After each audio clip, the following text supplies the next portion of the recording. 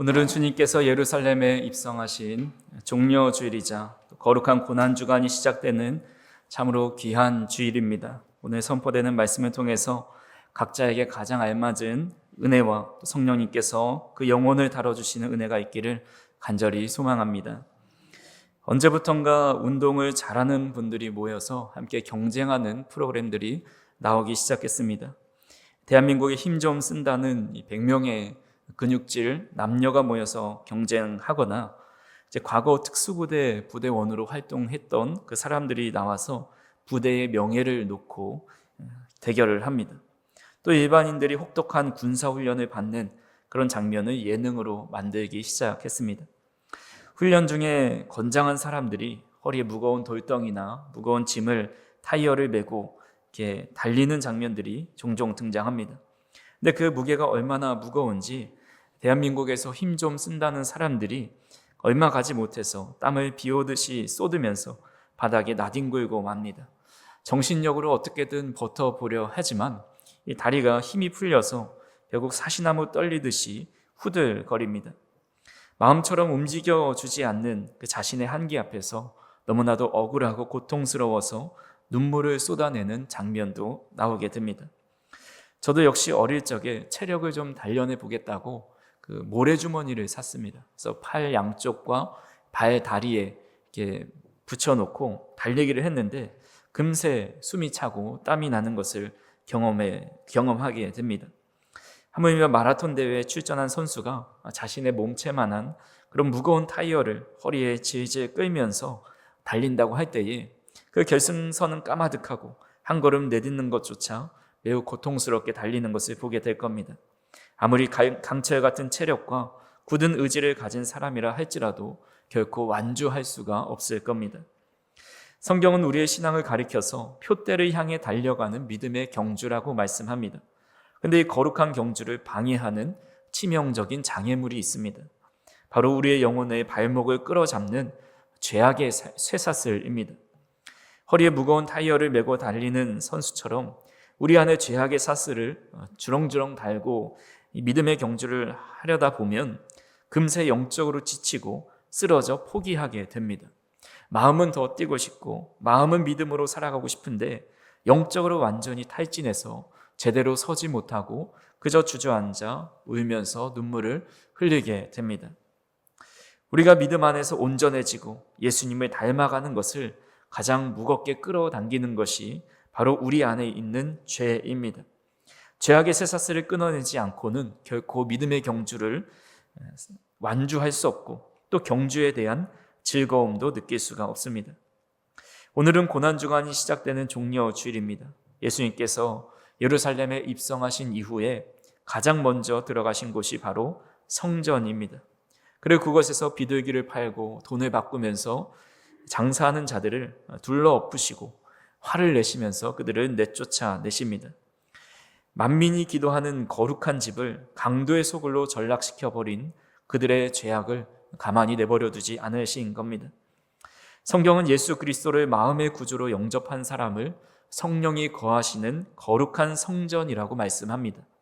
그렇다면 우리 마음의 성전은 과연 어떤 모습으로 가꾸어지고 있습니까? 하나님과 깊이 교제하는 거룩한 기도의 집입니까? 아니면 온갖 욕심과 제약이 들끓는 강도의 소굴입니까? 내 마음의 가장 높은 자리에 주님을 향한 뜨거운 사랑과 경외함이 좌정해 있습니까? 아니면 시기와 미움과 음란과 탐욕과 같은 더러운 죄악들이 우리 마음의 상석을 차지하고 있습니까? 기독교 역사 속에서 초대 교부들과 믿음의 선배들은 늘 거룩하게 살고자 하는 열망이 있었습니다. 그래서 그들은 일주일 동안 하루에 하나씩 우리의 영혼을 죽이는 그 죄악을 묵상하면서 7가지 치명적인 죄와 피 흘리기까지 싸우며 살아갑니다. 그렇게 일주일을 살고 또 일주일을 살고 또 일주일을 살면서 죄악의 쇠사슬을 끊어내려는 영적인 전투를 치러냈습니다. 그래서 오늘 말씀을 통해서 우리가 믿음의 길을 포기하게 만들고 영혼을 죽이는 치명적인 죄와의 싸움을 선포하는 추정식이 되었으면 좋겠습니다. 오늘 우리가 싸워서 십자가에 못 박아야 할 첫 번째 죄는 교만입니다. 먼저 교만이 얼마나 치명적인 죄인지 우리가 살펴보고자 합니다. 18절의 말씀을 같이 한번 읽어보겠습니다.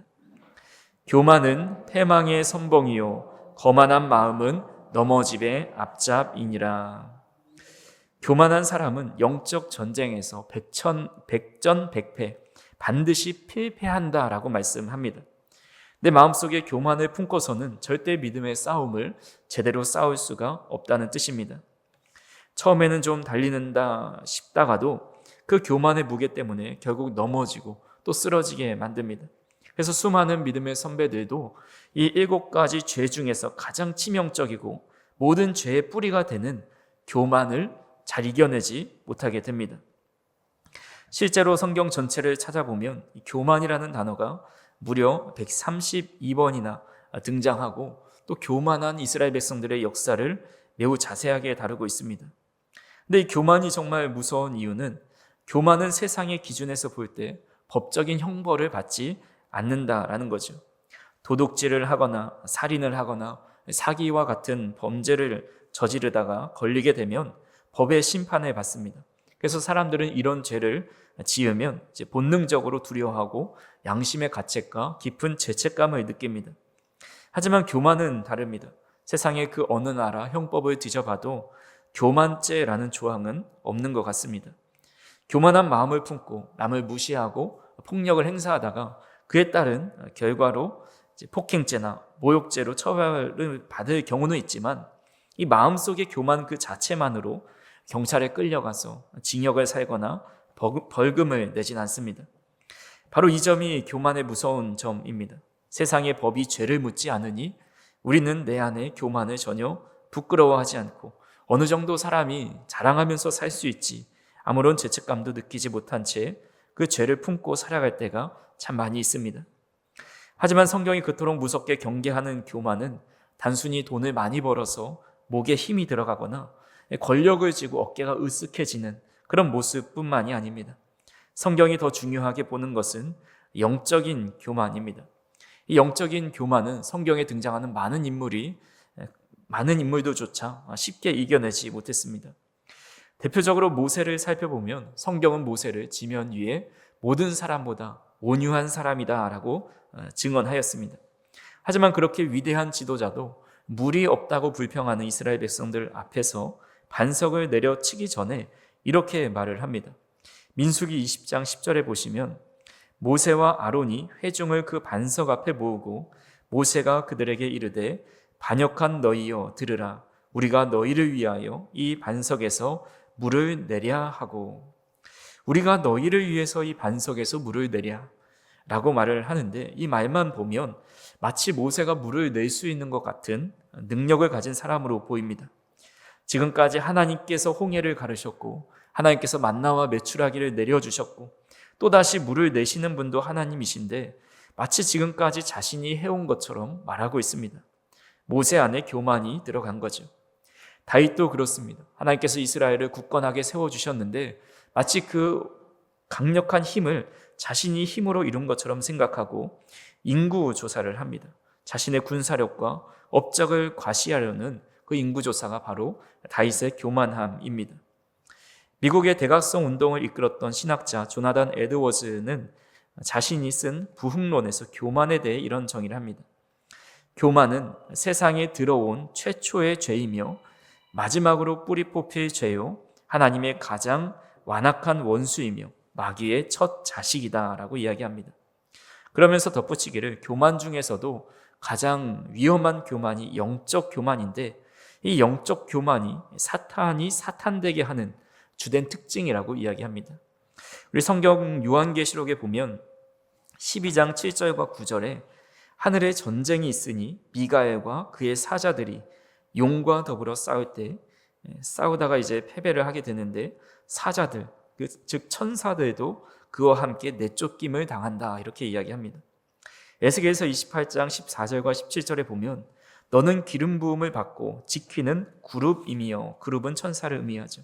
내가 아름다움으로 마음이 교만하였다라고 이야기합니다. 천사가 어떤 존재입니까? 하나님 옆에서 하나님의 일을 수행하고 하나님을 보좌하고 대면해서 하나님의 명령을 듣는 매우 중요한 인물입니다.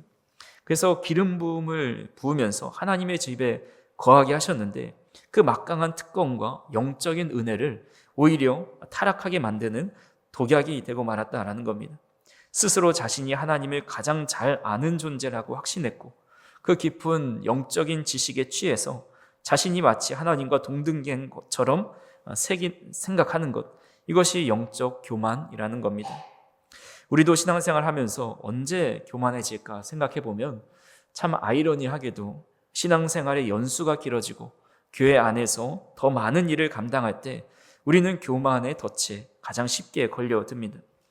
우리가 흔히 착각하는 사실이 하나 있는데 마귀는 늘 우리의 약점과 연약한 그 결핍을 공격해서 우리를 무너뜨린다 생각합니다. 물론 그렇게 하지요. 하지만 교만은 정반대입니다. 교만은 마귀가 우리의 약점을 공격하는 것이 아니라 우리의 강점을 공격합니다.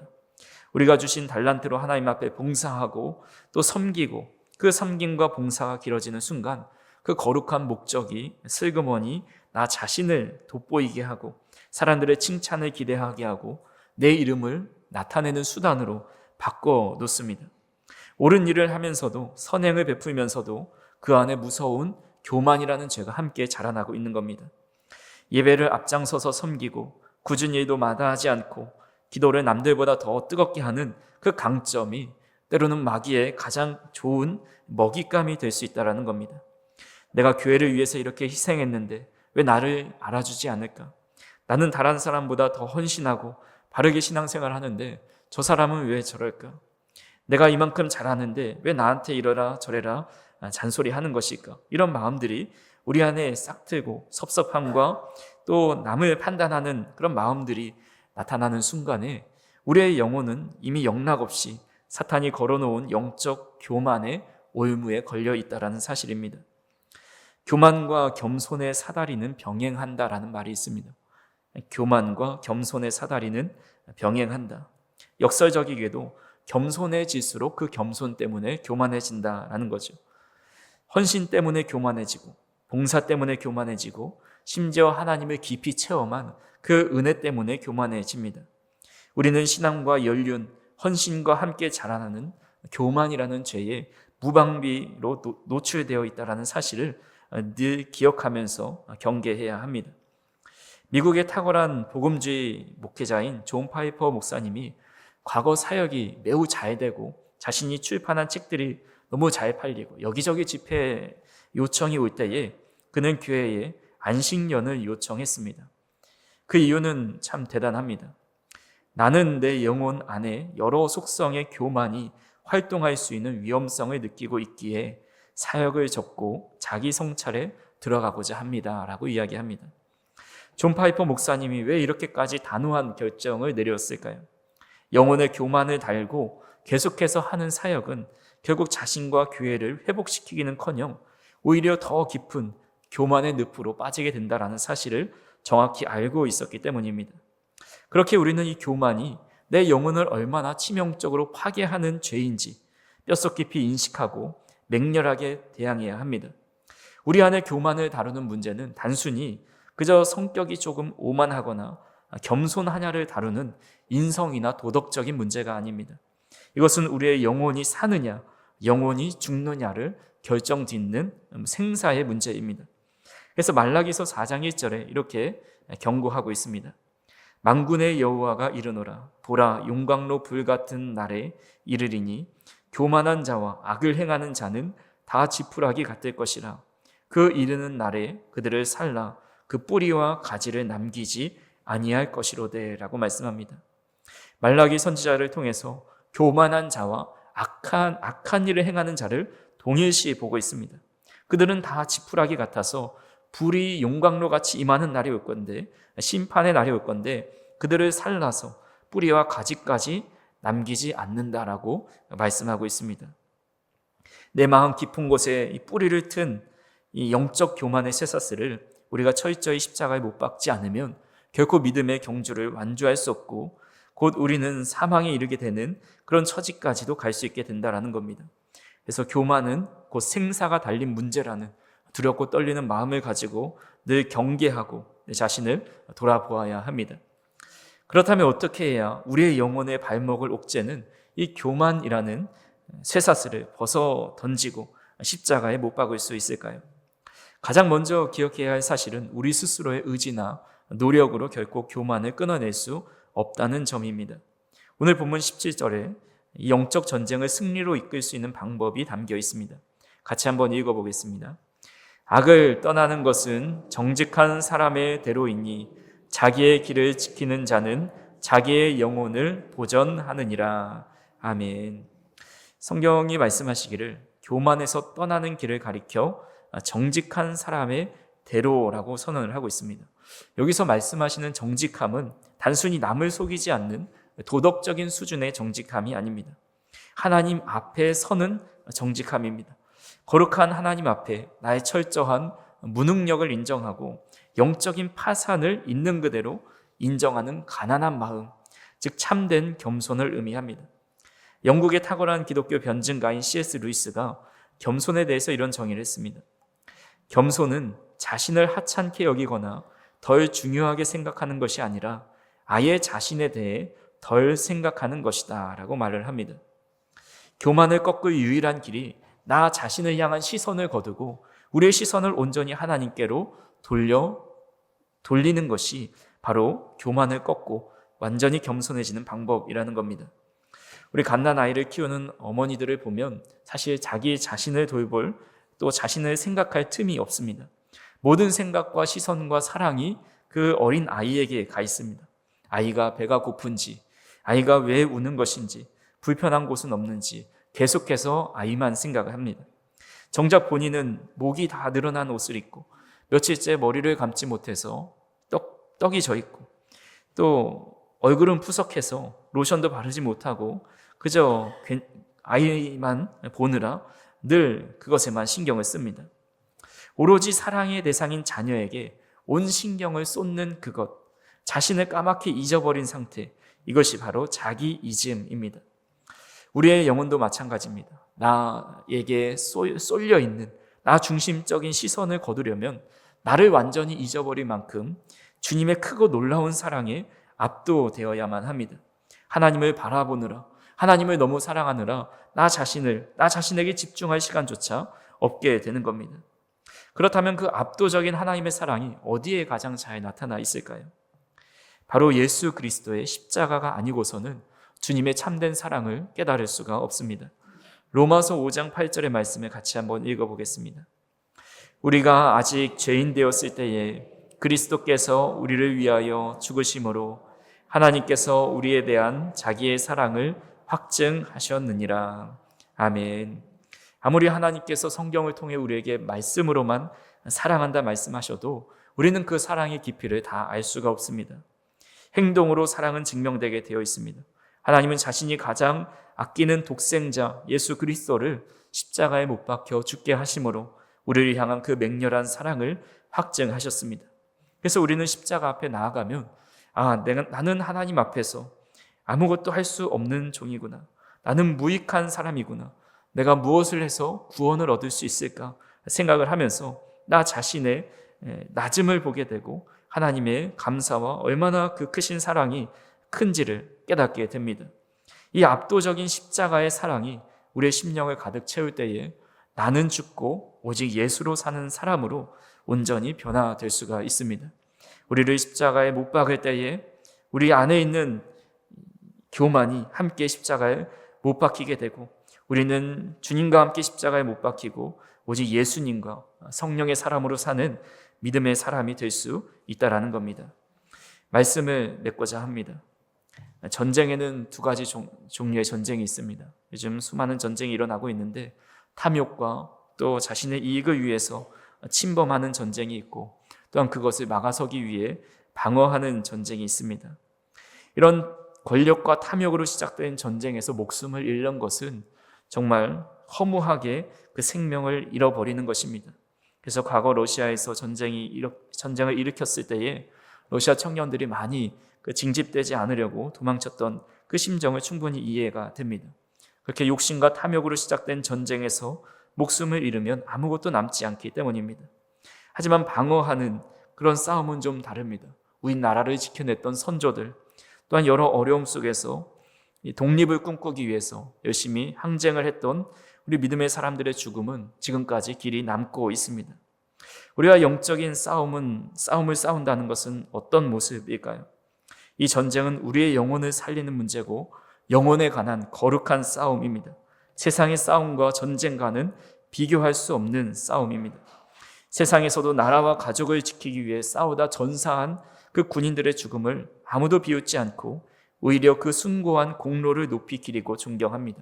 하물며 하나님의 나라와 뜻을 위해서 우리의 영혼의 순결을 위해서 선한 싸움을 싸우는 성도들에게 하나님은 어떻게 대하시겠냐라는 겁니다.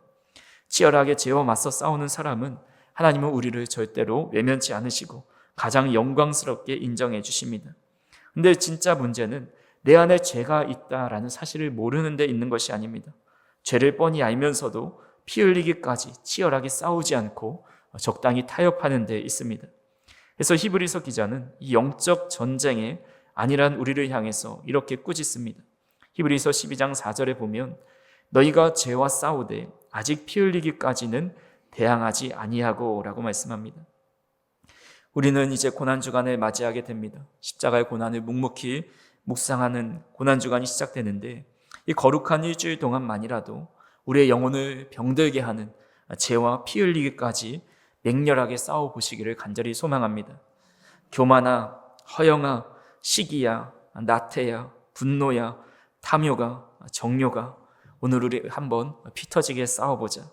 우리가 풍성한 삶을 누리지 못하도록 얽매이고 있는 이 죄의 사슬을 십자가를 바라보면서 끊어내려 몸부림칠 때에 하나님은 우리에게 감당할 수 없는 놀라운 사랑과 은혜와 능력을 폭포수처럼 부어주실 겁니다. 그리고 더 이상 그 교만 나를 바라보지 않고 하나님을 바라봄으로 더 이상 나머지의 모든 것들을 배설물로 여기고 하나님을 위해 살아가는 믿음의 사람이 될 수 있을 겁니다. 이번 한 주 동안 더 주님 안에서 주님의 말씀대로 우리 안에 죄악이 어떤 죄악들이 있는지 살펴보시면서 그것을 온전히 십자가에 못 박고 오직 예수로 사는 저희 성도님들이 되기를 간절히 소망합니다. 기도하시겠습니다. 사랑과 은혜가 풍성하신 하나님 아버지, 오늘도 우리에게 심겨져 있는 죄의 뿌리를 다시 한번 생각할 수 있도록 인도하여 주시고 우리의 공로와 또 신앙의 연륜에 따라 함께 자라나고 있는 교만이 있진 않은지 늘 경계하며 이것을 돌아볼 수 있도록 인도하여 주옵소서. 우리는 그것을 온전히 이겨낼 수 없사오니 십자가의 주님의 사랑을 다시 한번 깨닫고 우리 자신을 십자가에 못 박고 교만도 못 박고 오직 예수로 사는 사람이 될 수 있도록 인도하여 주시옵소서. 예수님의 이름으로 기도하옵나이다. 아멘.